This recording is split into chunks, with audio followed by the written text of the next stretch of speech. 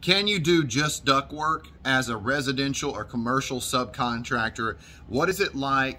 What's the benefits, the pros and the cons? Today on Tips for Technicians, I am Tad and I'm going to be answering a question from a viewer. I really appreciate all of you that subscribe, and if you want to learn more about airflow and duct design, you want me to send you a guide after this video, join my channel and then I'll send you my email. Just comment below and let me know that you joined the channel, and then I'll send you that airflow and duct design so that you can understand better how to build duct systems and to calculate airflow. So, being a subcontractor and only doing duct work in the residential space, I think you're going to have not a lot of competition, because a lot of the older subcontractors, especially the older ones, are getting tired of being in attics and in crawl spaces on their knees. Ergonomics, it takes a toll, this job does, on the body. So the subcontractors that I know that are a little bit older, they're getting tired of being underneath houses. This is going to leave room for new up-and-coming subcontractors, and the materials and the price of the jobs has went up exponentially, especially if you build custom ductwork. If you don't and you do round metal ductwork, that's great. I really don't like flex, but there is a place for flex, especially in commercial where you have drop ceilings, you know, you're using FPDs. So that's a great thing. As far as residential, there's a ton of work, and you could pretty much name your price when it comes to ductwork. I know that in places like Jackson, that ductwork tonnage, price per ton is upwards of $3,000 per ton. Now, I know that there are some residential companies that have a price of around, you know, $1,000 to $1,500 per ton, but most of these commercial companies have a price of $3,000 per ton and more. So if you had a 3-ton duct system, it would cost you upwards of $9,000 to get that duct system installed, a new one. And there's going to be good markup on that type of price for you, especially if you're doing the job yourself or with one other person.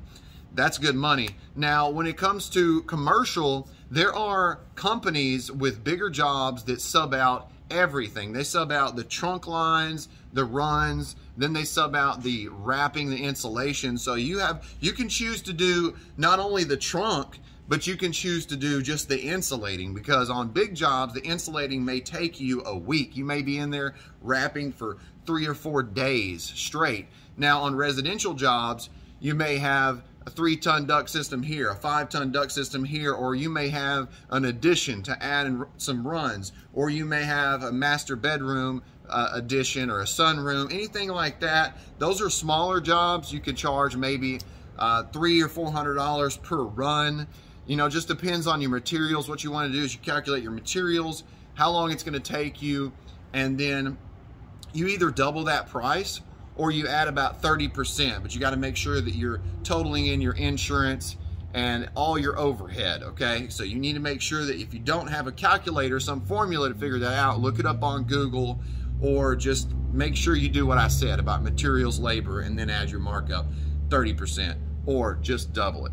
Usually with companies, they're going to take equipment, materials, and they're going to double the job. That's how they're going to make their money. Some just have a regular flat rate or markup that's, you know, $1,000, $1,500. However you do it, that's great. As far as commercial, you got bigger jobs. You got to get in there, get it done. You got only so many days because you have a bid with a blueprint, and then you only have a certain amount of time. So that's something you need to think about when you do commercial. With residential, you're going out to the homeowner's house. You got several homeowners compared to commercial, unless you're dealing with just a company and they're paying you as a subcontractor. If so, you need to make sure you get insurance.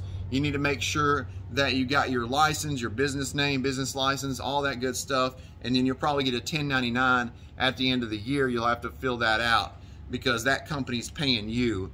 And so they got to make sure that they get everything straight for their taxes. Residential jobs, you can have tons of work. Now, ergonomics is going to play a role, so it's going to take a toll on your body. You need to make sure that you got, you know, whatever you need as far as for your safety, knee pads, something for your breathing, maybe a mask if you're working under a crawl space. You need to make sure you carry vapor barrier with you to put vapor barrier down. But there are subcontractors that just do duct work. Why? Because there's such a huge amount of work. A lot of customers don't just get ductwork, they get a unit, okay? And they put that unit on their old ductwork.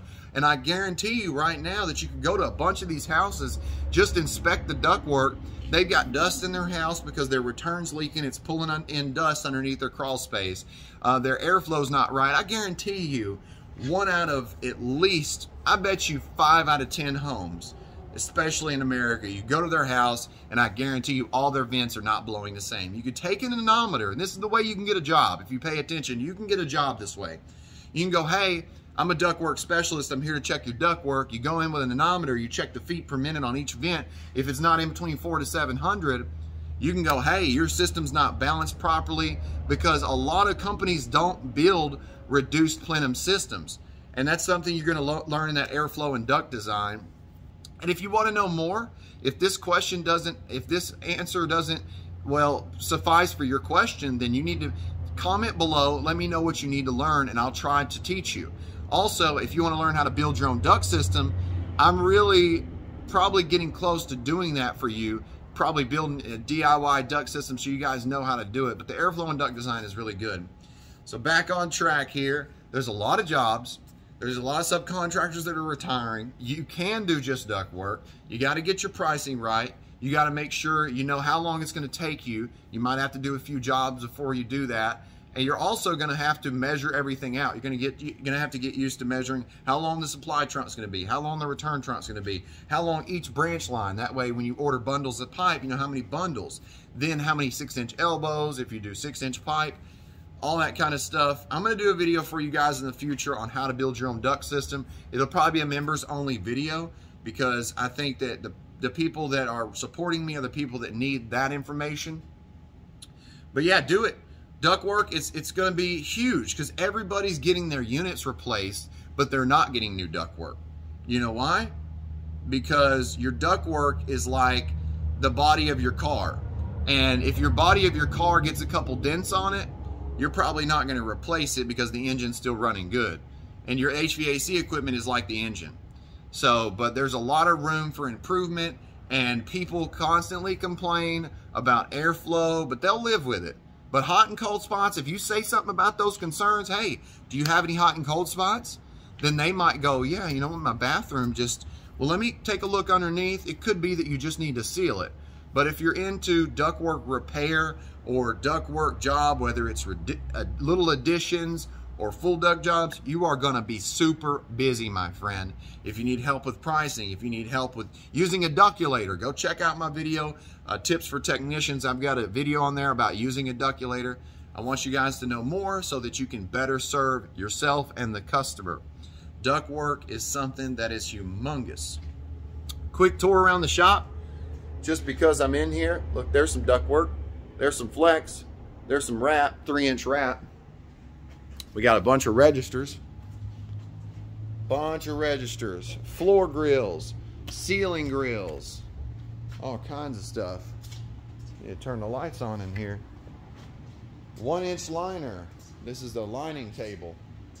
This is flex band, right? This right here needs to be wrapped when you put it in. You need to make sure that if you need flex band, you got enough room, because this right here is just so that, well, it's also for vibration isolation.